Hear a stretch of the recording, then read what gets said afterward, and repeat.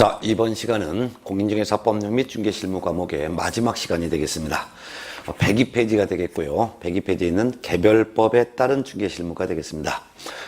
이 파트는요, 민법에서 배웠던 이제 주택임대차보호법, 상가건물임대차보호법, 그 밖에도 경매, 이와 관련된 내용이 바로 개별법에 따른 중개실무가 되겠습니다. 먼저 102페이지에 있는 주택임대차보호법, 이거부터 보겠습니다. 네.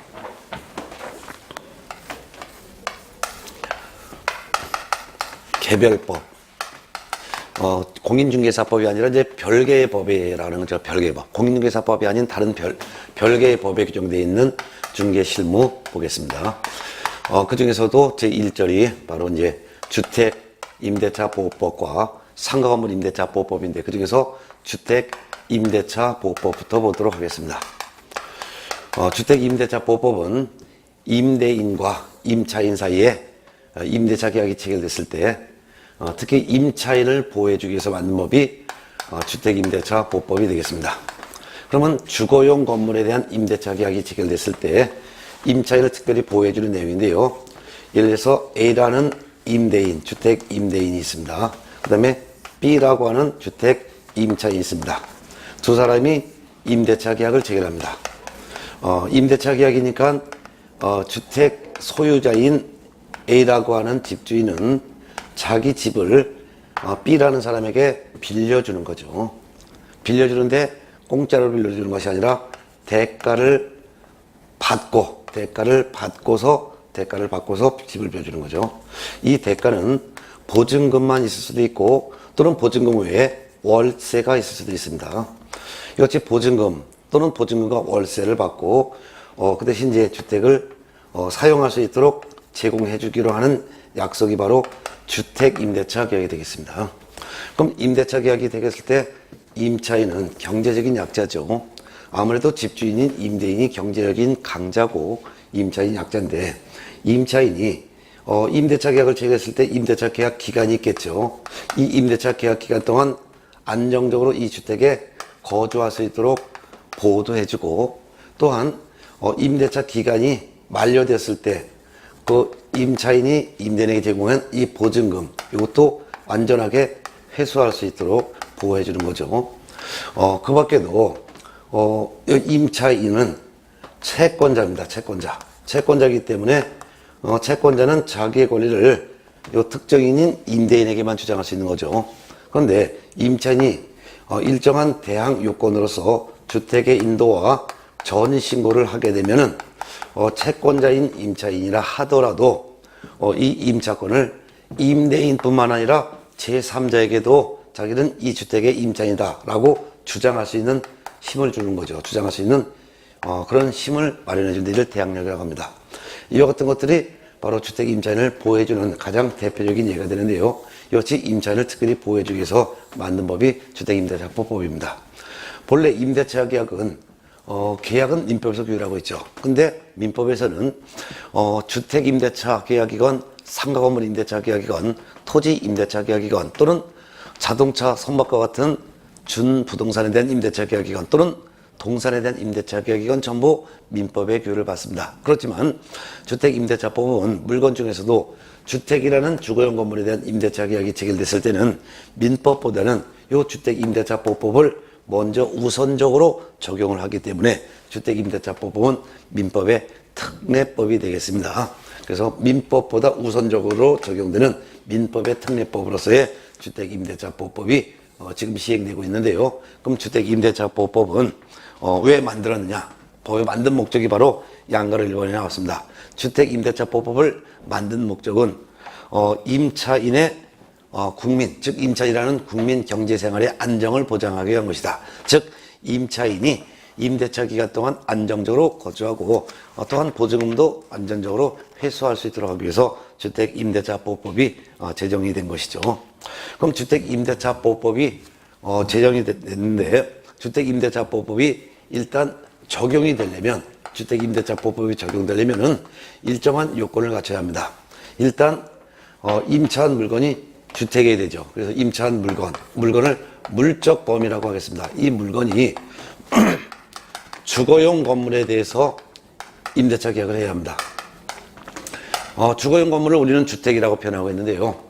주거용 건물인지 아닌지는 토지대장, 건축물대장, 등기부 이와 같은 공적 장부를 기준으로 판단하는 것이 아니라 실제 이용하는 용도에 따라서 주택인지 아닌지를 결정합니다. 따라서 주택이라 하더라도 지금 전혀 주거로 사용하지 않고 지금 완전히 상가로만 사용하고 있다면 주택임대차보호법이 적용되는 것이 아니고, 또한 주택이 아닌 건물이라 하더라도 주택으로 사용하고 있다면 주택임대차보호법이 적용되는 것이죠.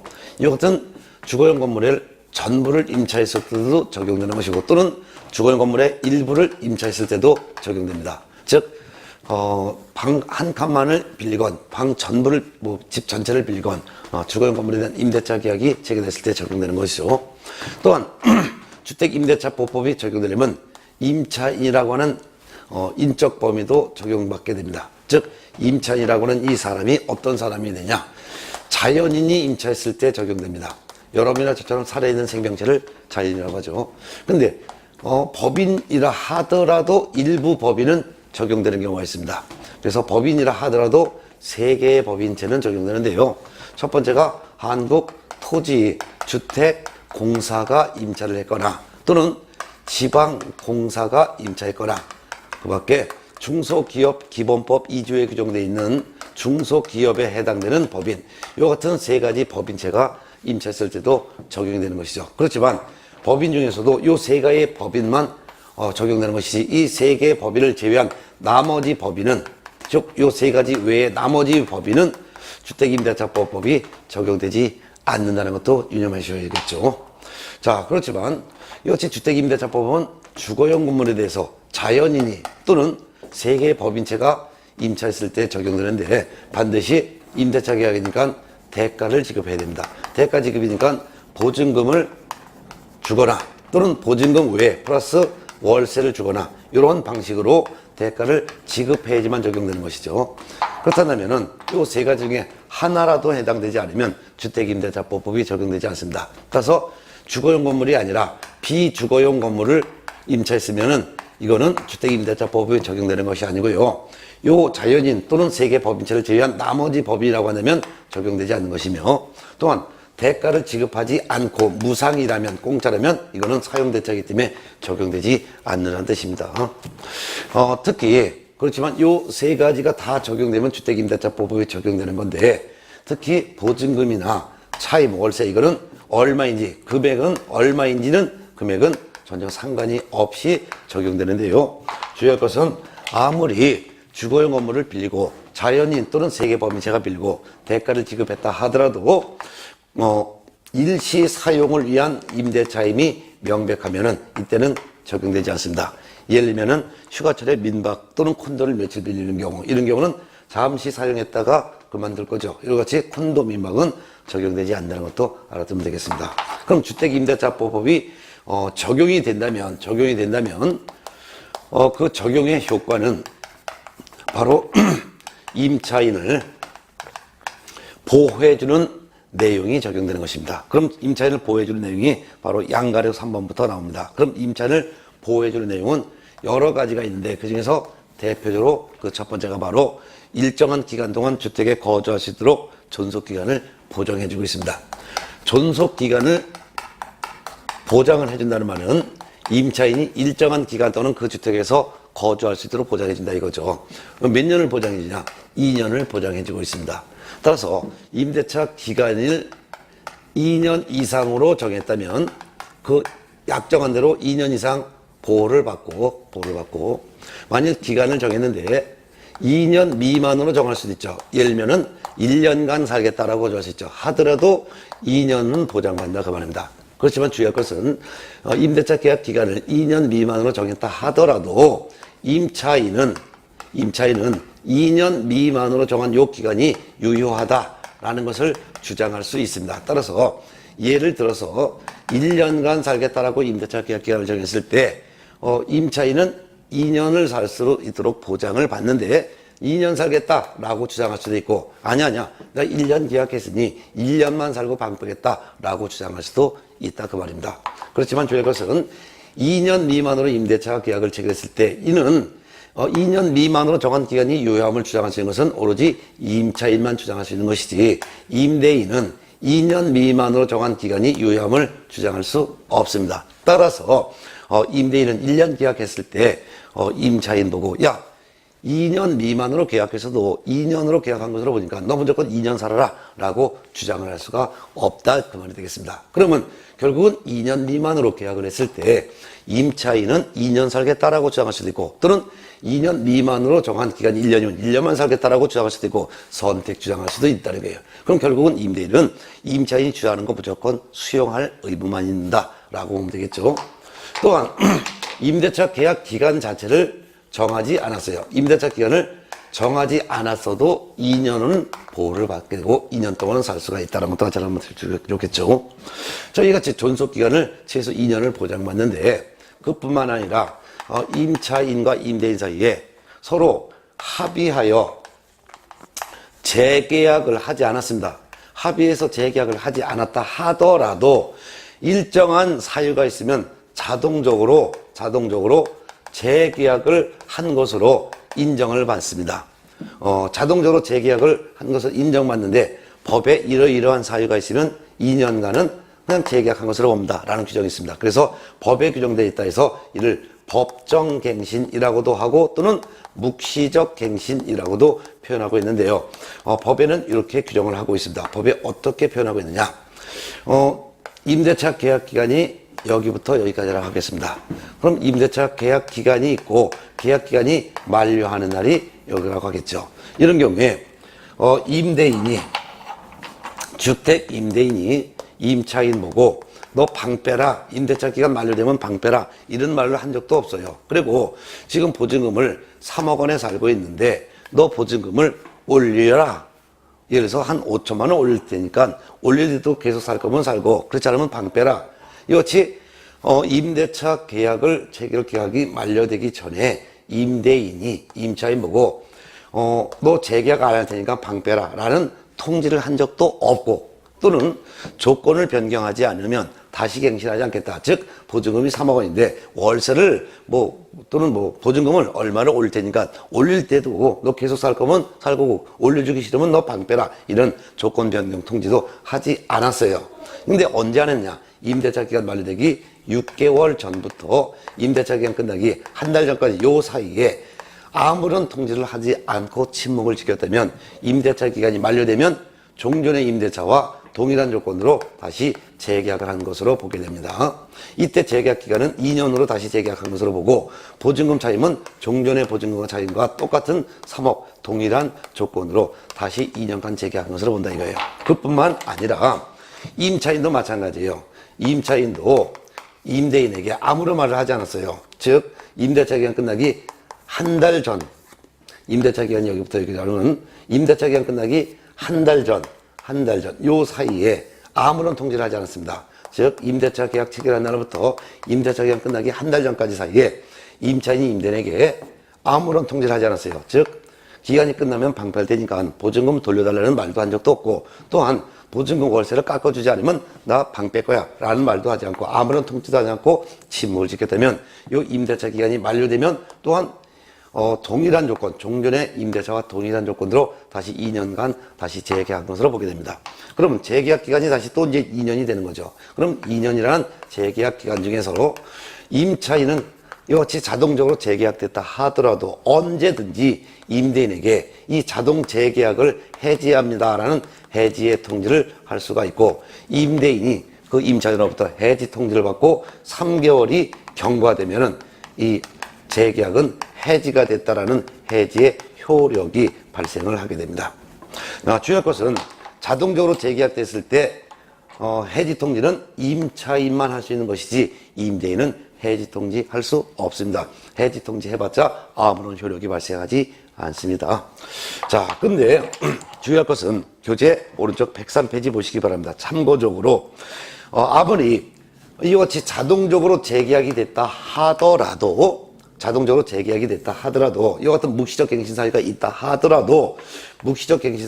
하더라도 임차인이 이기의 차임을 연체하고 있는 등 이와 같은 사유가 있다면 아무리 침묵이 있다 하더라도 재계약은 이루어지지 않은 것으로 봅니다. 즉 묵시적 갱신은 인정되지 않습니다. 그래서 임대인은 임대차 기간 끝나기 6개월에서 한 달 사이에 임차인에 대해서 아무런 통지를 한 적도 없고, 임차인은 임대차 기간 끝나기 한 달 전까지 사이에 임대인에 대해서 아무런 통지를 하지 않으면은 이와 같이 자동적으로 2년간 재계약한 것으로 보지만, 다만 아무리 이와 같이 아무런 통지를 한 적이 없다 하더라도 임차인이 이기의 차임을 연체하는 등 사정이 있을 때는, 이때는 묵시적 갱신은 인정되지 않는다라는 것도 같이 알아두면 좋겠습니다. 자, 그 다음에 세 번째는 임차인을 보호해줄 내용이, 첫 번째는 존속기간 보장이고, 두 번째는 묵시적 갱신, 즉 묵시적 갱신이고, 세 번째는 임차인을 보호해줄 내용이 바로 세 번째가 바로 대항력입니다. 대항력. 임차인을 보호해주는 내용 중에서 임차인 단독으로 대항력을 취득할 수 있게 했습니다. 대항력을 취득할 수 있다. 그럼 대항력이라는 말은 대항은 주장할 수 있다는 것이고요. 력이라는 것은 주장할 수 있는 힘이 있다 이거죠. 근데 이 주장할 수 있다는 힘이라는 것은 제3자에 대해서도 제3자에 대하여도 자기가 임차인이라는 것을 주장할 수 있다 이거예요. 주장할 수 있다 이게. 본래 임차권은 채권이기 때문에 자기는 이 주택의 임차인이다. 그리고 임대차 기간이 끝날 때까지 계속 살 것이고, 임대차 기간이 끝나면 보증금 주문 방패 거야 라고 주장할 수 있는 것은 임대인에게만 주장할 수 있는 게 원칙이지만, 다만 임차인이 일정한 요건을 갖췄을 때는 대항력을 갖추게 됩니다. 어떤 경우냐? 일단 임차인이 임차권 등기를 하게 되면은 등기한 그날부터 이 임차인이 주택의 임차인의 것이 제3자에게 공시되어 있으므로, 임차권 등기가 되면 그날부터 제3자에 대해서도 자기는 임차인이다, 임대차 기간 끝날 때까지 살 거야 라고 주장할 수 있는 힘이 생깁니다. 그런데 임차권 등기는 임차인 단독으로 할 수가 없습니다. 그렇기 때문에 임대인의 동의가 없으면 임차권 등기를 할 수가 없습니다. 따라서 주택임대차법은 임차인이 임차권 등기를 하지 않았다 하더라도 주택을 인도받고 동주민센터에 가서 주민등록을 합니다. 주민등록을 한다는 것은 전입신고한다는 것이고요. 전입신고를 하게 되면 주민등록을 한 것으로 인정받습니다. 이것이 주택을 인도받고 전입신고를 마치면 그 다음 날부터 제3자에 대해서 나는 임차인이야, 임대차 기간까지 살 거야, 그리고 보증금 주면 그때서 방 뺄 거야 라고 주장할 수 있는 힘이 생긴다 그 말입니다. 이때 주택의 인도는 임차인 자신이 인도받아도 되고, 임차인의 가족 중 한 사람이 인도받아도 됩니다. 또한 주민등록 즉 전입신고는 임차인 자신 이름으로 전입신고해도 되고, 또는 임차인의 가족 이름으로 전입신고해도 됩니다. 이 같은 두 가지 요건을 다 충족을 하게 되면은 그 다음 날부터 제3자에 대해서 대항할 수 있는 힘이 생기는데요. 예를 들어서 주택의 인도를 1월 10일 날 받았습니다.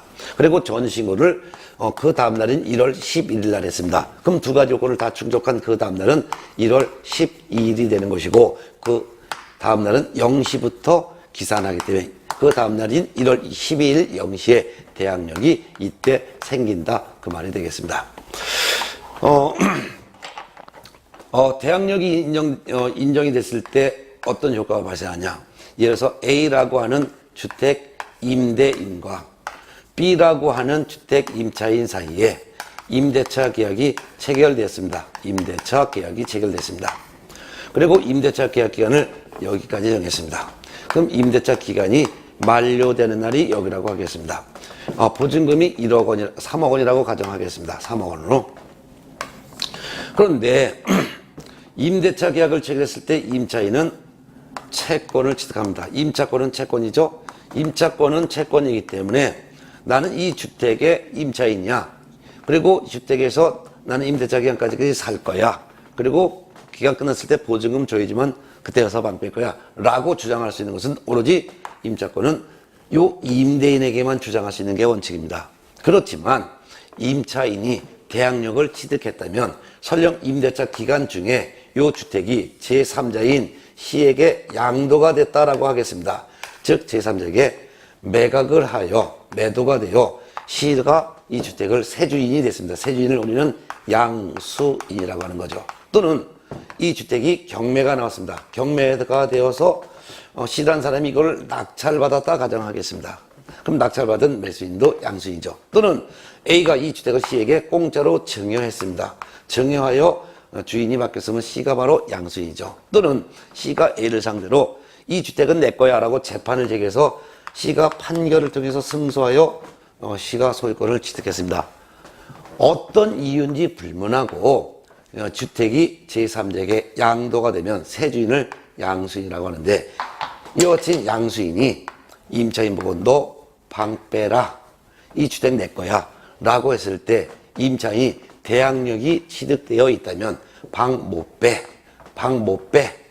임대차 기간 끝날 때까지 살 거야. 그리고 임대차 기간 끝나면 양수인 세주인 네가 보증금 주면 그때서야 방 뺄 거야 라고 주장할 수 있는 힘이 생기는데, 이게 바로 주택임대차보호법에 규정된 대항력이라는 뜻입니다. 그래서 대항력은 임차인이 임대인뿐만 아니라 제3자에 대해서도 임대차 기간 동안 살 것이고 기간 끝나면 보증금 주면 그때서야 방 뺄 거야 라고 주장할 수 있는 힘이 생긴다고 말합니다. 이와 같은 대항력은 주택의 인도와 주민등록만 하면 되는 거지, 별도로 임대차 계약서에 확정일자를 받아놨건 또는 받아놓지 않건 안 않건 상관없이 주택의 인도와 전신건하면 그 다음날 대항력이 생긴다는 거 알아두시기 바랍니다.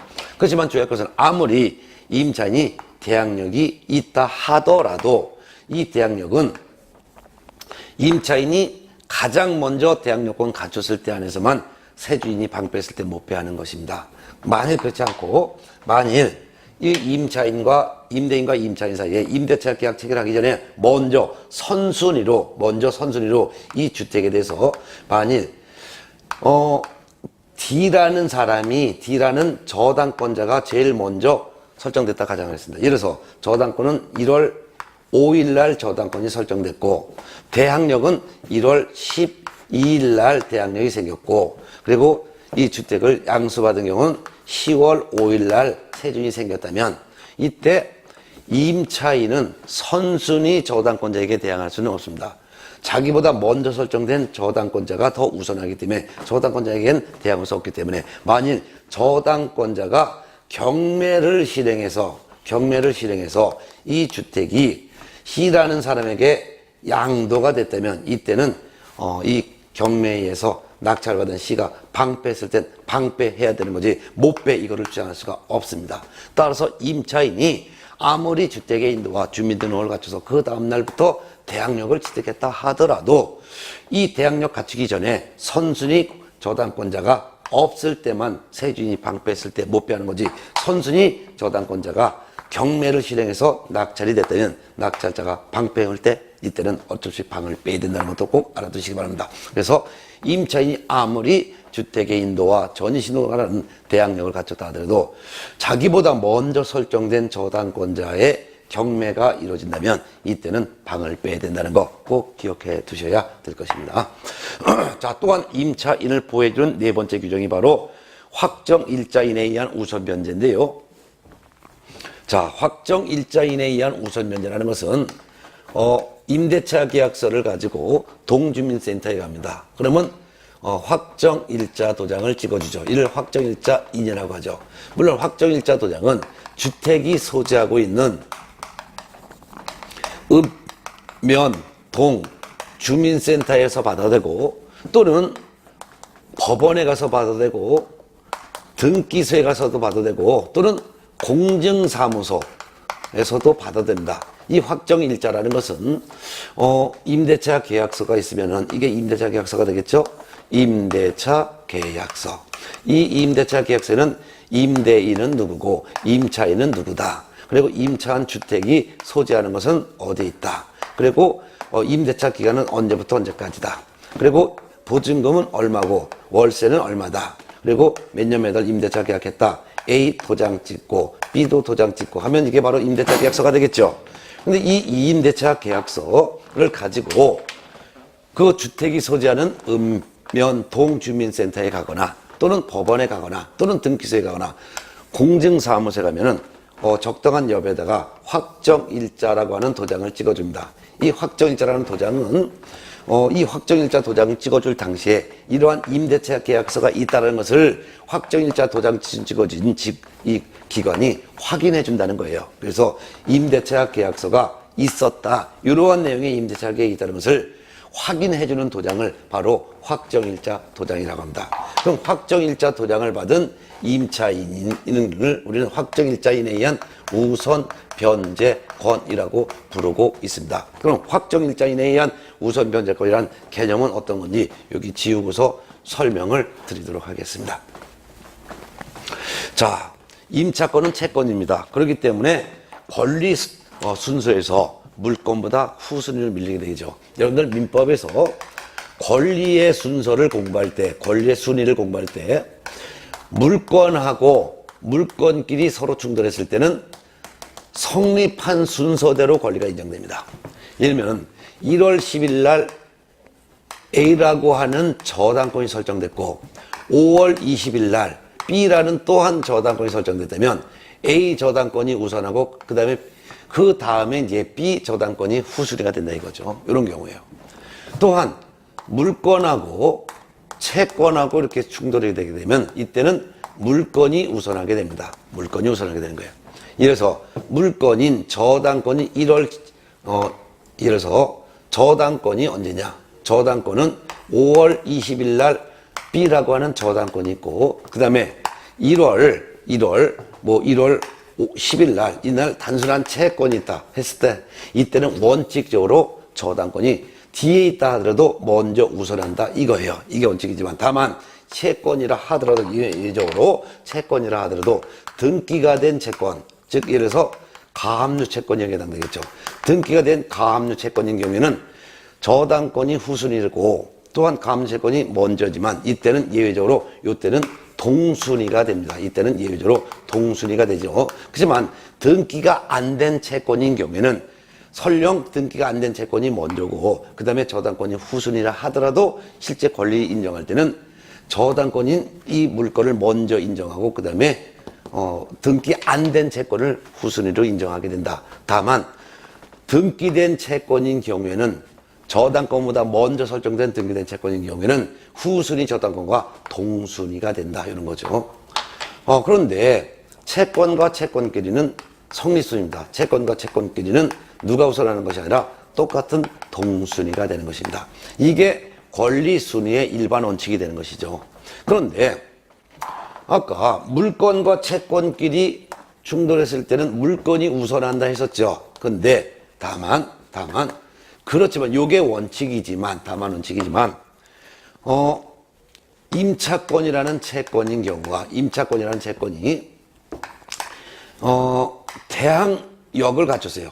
임차인이 대항력도 갖추고 임대차 계약서의 확정 일자까지 갖췄다면 이 임차권은 채권임에도 불구하고 물권에 준하여 인정을 하게 됩니다. 물권에 준하여 인정을 한다. 이게 바로 확정일자인에 의한 우선변제권의 가장 큰 골격이 됩니다. 그렇기 때문에 예를 들어서 이 주택의 소유자가 A라고 가정하겠습니다.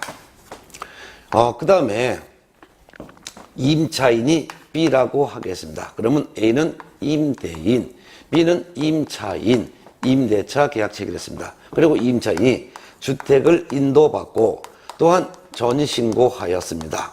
그럼 이게 대항요건이죠? 대항요건을 갖췄으면 그 다음날 대항력이 생깁니다. 예를 들어서 주택의 인도를 1월 10일 날 했습니다. 전신고를 1월 12일 날 했습니다. 그럼 그 다음날은 언제예요? 1월 12일 날 0시에 대항력이 생기는 거예요. 근데 임차인이 임대차 계약서에 확정일자 도장까지 바쳐놨습니다.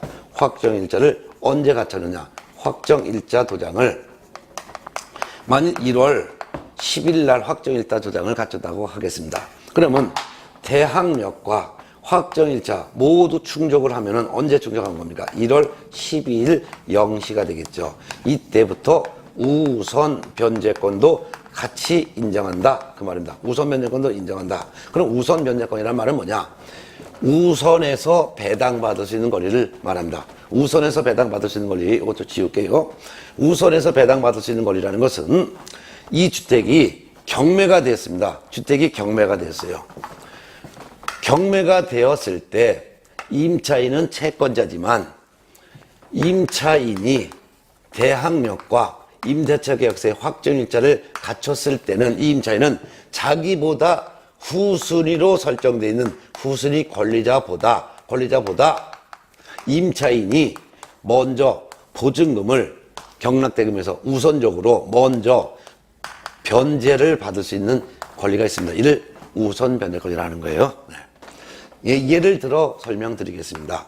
예를 들어서 A라고 하는 주택에 대해서 임대인과 B라는 임차인 사이에 임대차 계약이 체결됐고 임차인이 대항력과 그 다음에 확정일자 도장을 가졌습니다. 그러면 이 대항력과 확정일자를 다 충족한 그날, 이 대항력과 확정일자를 충족한 그날부터 우선 변제권이 인정되는 것이죠.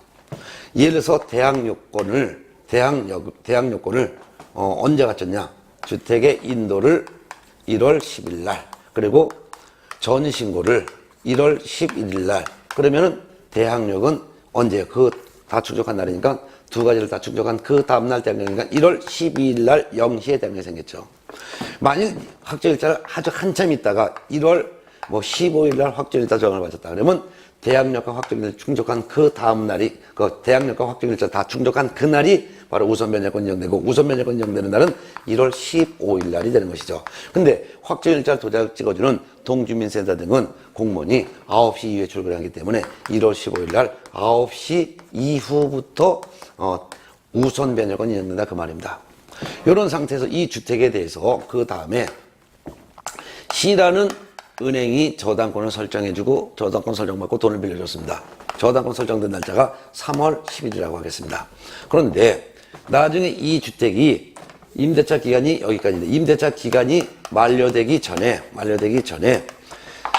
이 저당권자인 은행이 요 A라는 사람에게 돈을 예를 들어서 2억 원을 꿔줬는데 빚을 안 갚습니다. 그래서 저당권자가 경매를 붙였습니다. 경매를 붙여가지고 예를 들어서 D라는 사람으로 낙찰이 됐습니다. 그럼 D라는 사람이 낙찰받은 낙찰자인데 이 낙찰자를 경매에서는 매수인이라고 하는 것이고 민법이나 주임자법에서는 양수인이라고 하는 거예요. 그러면은 언제 낙찰됐냐? 예를 들어서 10월 20일 날 낙찰이 됐다라고 가정하겠습니다. 그러면 세주인이 임차인 보고 너 방 빼라고 했을 때 못 빼 할 수가 있습니다. 왜? 임차인이 저당권자보다 먼저 대항력을 갖추기 때문에 방 뺐을 때 못 빼 할 수 있는 거예요. 그러면 임대차 기간까지 임차인은 계속 살 수가 있는 것이죠.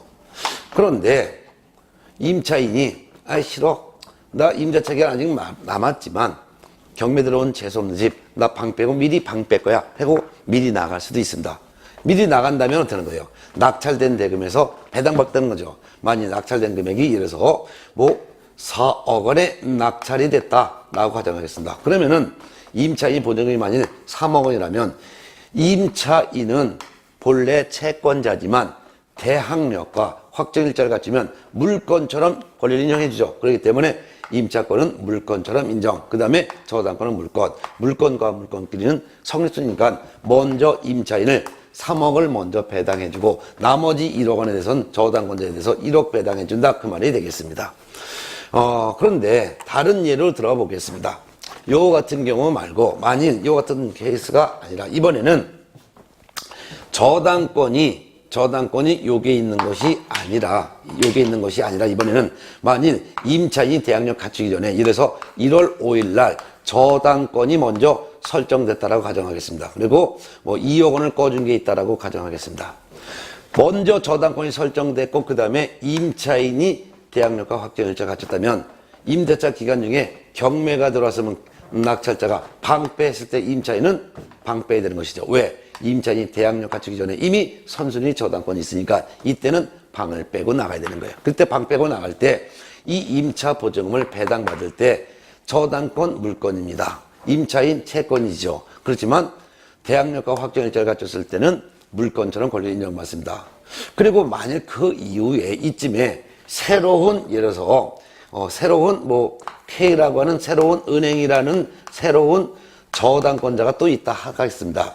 그러면 얘도 2억, 임차인은 3억, 그 다음에 뒤에 있는 은행은 3억 이런 식으로 가정을 해보겠습니다.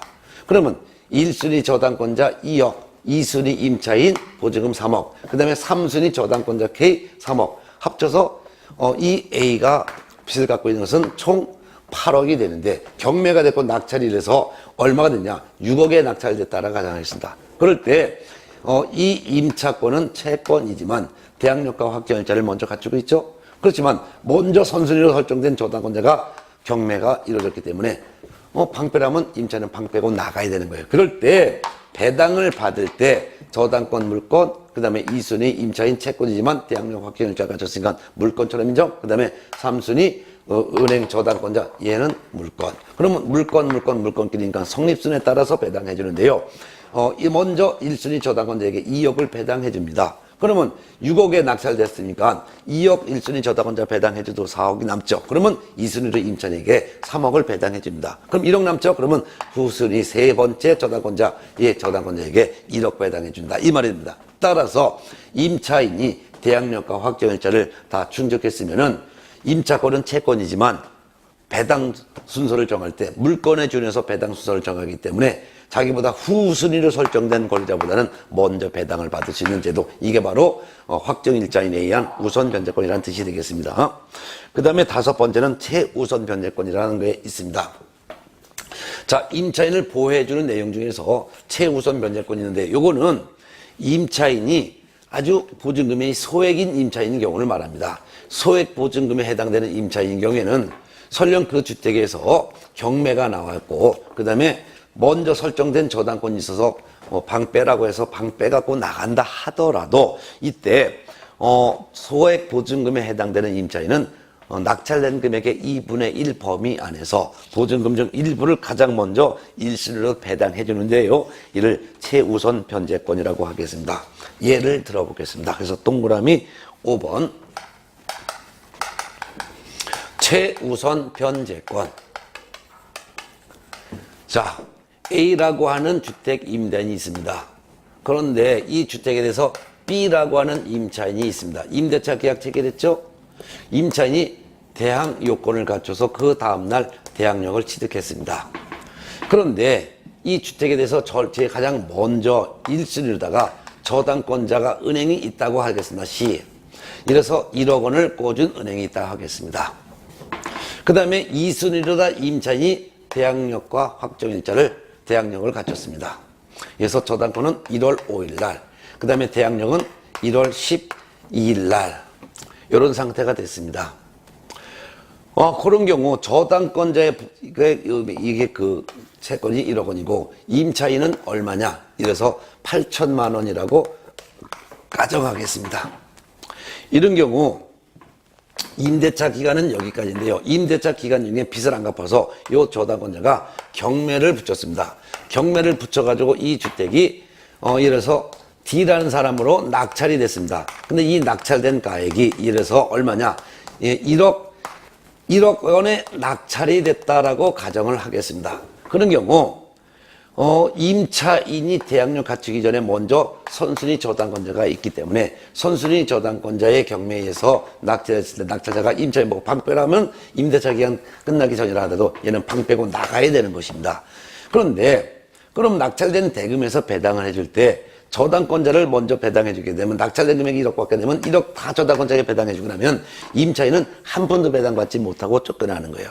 그렇다면 어디 나가서 거지처럼 길거리에 돌아다닐 수밖에 없는 거예요. 이런 걸 막기 위해서 임차인이 이 저당권자보다 후순위 있지만 다만 임차인이 경매 등기 들어오기 전에, 즉 경매가 들어오기 전에 먼저 대항 요건만 갖춰서 대항력만 취득하고 있다면 이 낙찰된 금액 1억 원의 2분의 1인 5천만 원 범위 내에서 5천만 원 2분의 1억 원에 낙찰되면 5천만 원 범위 내에서 먼저 설정된 저당권자보다 보증금 중 일부를 먼저 배당해 줍니다. 예를 들면 약 한 3,200만 원 정도를 임차인 요 B에게 먼저 배당을 해주고 나머지 돈을 1순위 저당권자 C에게 나머지 6,800만 원 이렇게 배당해 준다 그 말이 되겠습니다. 그래서 임차인이 경매 들어오기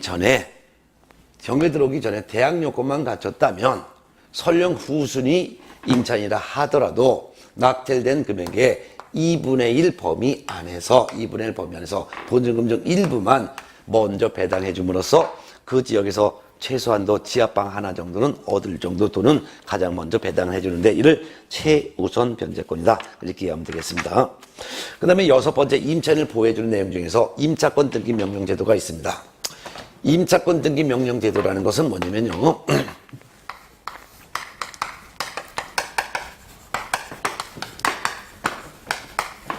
임대차 계약 기간이 여기부터 여기까지라고 하겠습니다. 임대차 계약 기간이 만료됐습니다. 그러면 기간이 만료되면은 임대인은 임차인에게 보증금을 반환해 줘야 되죠. 근데 기간이 만료되었음에도 불구하고 임대인이 보증금을 반환해 주지 않았을 경우에는 이때 보증금을 반환해 주지 않았을 때 이때 임차인이 단독으로 그 주택이 소재하는 법원에다가 저 임대차 기간 끝났는데 임대인이 보증금을 반환해 주고 있지 않습니다.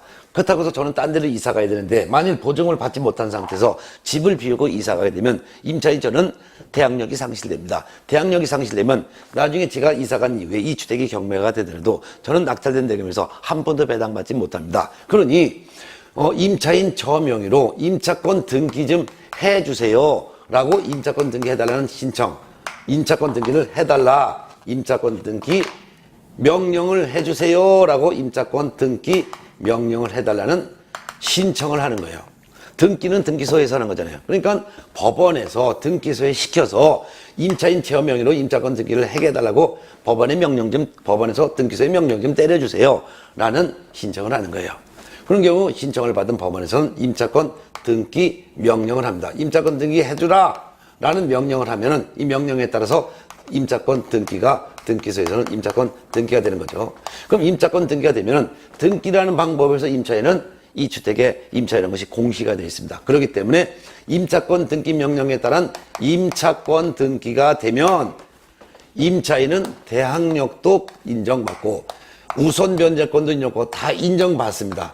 다만 임차권 등기 명령에 따른 임차권 등기가 되기 전에 임차인이 이미 대항력을 가지고 있었다면 대항력은 종전의 대항력 인정된 시점으로 그대로 소급해서 그대로 인정받는 것이고 만일 임차권 등기 명령에 따른 임차권 등기가 되기 전에 이미 우선 변제권도 취득하고 있었다면 이 우선 변제권도 종전의 우선 변제권 인정된 그 시점으로 소급해서 그대로 인정하게 됩니다. 또한 임차권 등기 명령에 따른 등기가 된 이후부터는 등기라는 방법에 의해서 공시가 되어 있으므로 임차인이 다른 곳으로 전부 이사하여 퇴거를 했다 하더라도 등기라는 방법에서 임차인이 있다는 것이 공시되어 있으므로 종전에 취득한 대항력과 우선 변제권은 그대로 유지가 되는 것이죠. 그래서 종전에 인정됐던 대항력과 우선 변제권은 퇴거하더라도 즉 퇴거했다는 것은 대항 요건을 상실했다 하더라도 그래도 등기가 되어 있으므로 계속 대항력과 우선 변제권은 유지가 된다는 뜻을 이해해 두시기 바랍니다. 자, 그 다음에 이제 7번째 임차인을 보호해줄 내용 중에서 차임 증감 청구권이라는 것이 있습니다. 차임 증감 청구권. 자, 차임 증감 청구권 요거 지우고서 여기다 할까요? 차임이라는 것은 월세를 말하는 것이죠. 그러면 어떤 경우에 차임 증감 청구권이 있느냐 보겠습니다. 7번째. 차임, 증감, 증가, 감소예요. 청구권. 이건 뭐냐면 임대차 계약 기간 중입니다. 임대차 계약 기간 중에 각종 조세 공과금의 부담이나 경제 사정의 변화로 인해서 보증금이나 차임이 적정하지 않습니다. 이래서 보증금이 1억 원에 살고 있다라고 가정하겠습니다. 근데 이 보증금이 주변에 비해서 너무 낮습니다. 그러면 임대인은 임차인에게 보증금을 좀 증액해 주세요라고 임차인에게 청구할 수 있고 만일 주변 시세는 이게 1억이 아니고 한 8천밖에 안 돼요. 근데 지금 1억에 임대차가 계획했어요. 그럼 너무 비싸요. 그러면 임차인이 임대인에게 보증금 너무 비싸니까 보증금을 좀 감액해 주세요라는 청구할 수 있다 이거예요. 그래서 임대차 계약 기간 중에 보증금 차임이 주변에 비해서 상당하지 않고 합당하지 않으면 임대인은 임차인에게 보증금 차임을 증액해 주세요. 너무 비싸면 임차인이 임대인에게 보증금 차임을 감액해 주세요라는 청구를 서로 할 수 있다 이거예요. 근데 감액을 하는 것은 임차인에게 유리하기 때문에 제한이 없습니다. 그렇지만 증액을 청구하는 것은 임차인에게 불리하기 때문에 증액에 대해서는 제한을 두고 있다. 증액에 대해서만 제한을 두고 있어요. 증액만 제한을 두고 있어요. 증액 제한은 어떤 제한을 두냐? 예를 들어서 종전의 보증금이 1억 원이라면 요 종전 보증금에 100분의 5 100분의 5가 결국은 20분의 1과 같습니다. 결국은 5%를 말합니다. 5% 범위 내에서만 증액이 가능하지 5%를 초과해서 증액할 수 없다 그 말입니다. 그래서 동그라미 7번 차임증감 청구권에서도 20분의 1의 금액을 초과할 수 없다. 그 말은 다른 말로는 100분의 5를 초과할 수 없다. 또 다른 말로는 5% 종전보증금의 차임액을 5%를 초과해서 증액 청구할 수가 없다. 5%까지만 증액 청구가 가능하다. 그 말이 되겠습니다.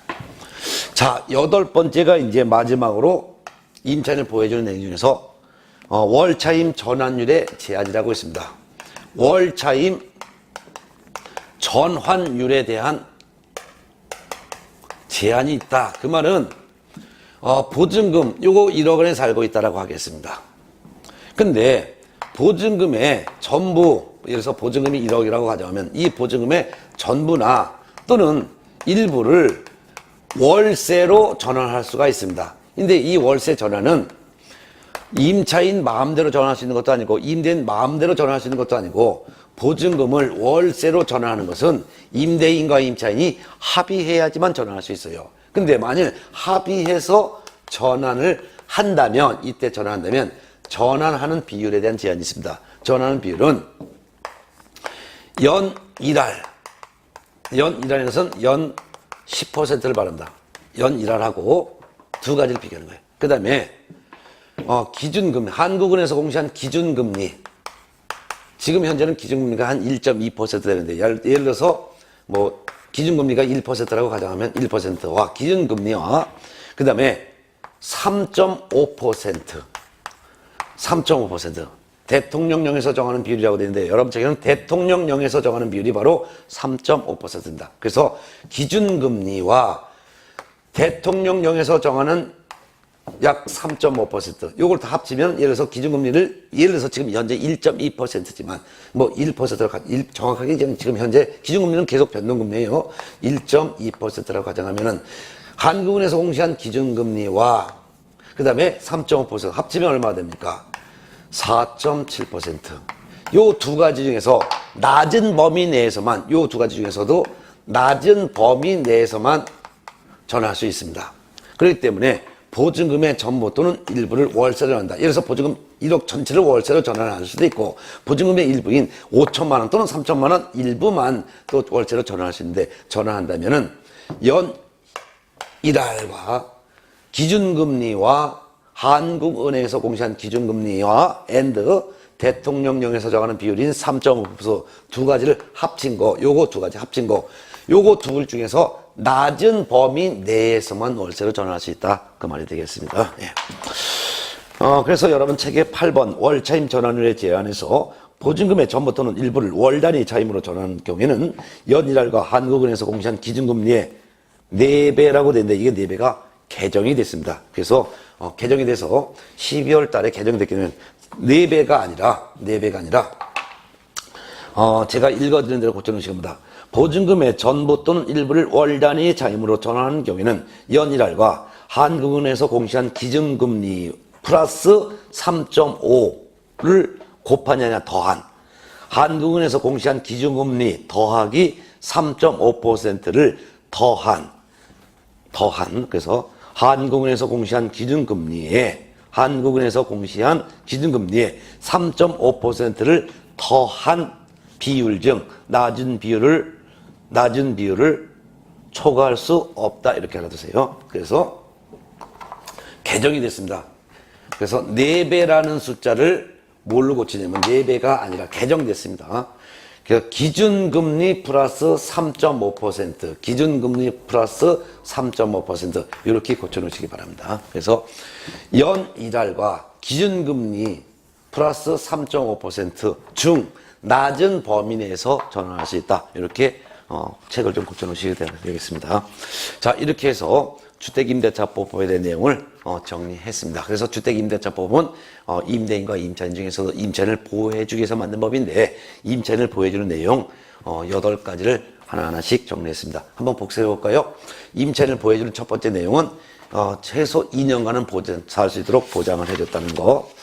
두 번째는 서로 재계약 안 할 거야 이런 침묵을 지켰다 하더라도 자동적으로 재계약이 2년 동안은 보장이 된다는 거. 그 다음에 대항력 인정받는 것 중에서 임차권 등기를 하지 않아도 임차인이 주택의 인도와 전입신고하면 그 다음날부터 제3자에 대해서 나 임차인이야 이렇게 주장할 수 있는 힘이 생긴다는 거. 네 번째는 임차인이 대항력과 계약서에 확정임차 도장을 받아놓으면 그 주택이 경매됐을 때 낙찰대금에서 배당받을 때 자기보다 뒤에 있는 권리자보다는 먼저 보증금을 배당받을 수 있다는 거. 다섯 번째 최우선 변제권이라는 것은 설령 임차인이 선순위 저당권자보다 후순위로다가 대항력을 갖췄기 때문에 경매가 됐을 때 방 빼야 되는 상황이라 하더라도 낙찰된 대금의 2분의 1 범위 안에서 누구보다도 가장 먼저 일수로 다 배당을 해주는데 이때 배당해주는 금액은 낙찰된 금액의 2분의 1 범위 안에서 아주 보증금 중 일부는 최소 일부인데요. 낙찰 금액의 2분의 1 범위 안에서 보증금 중 일부만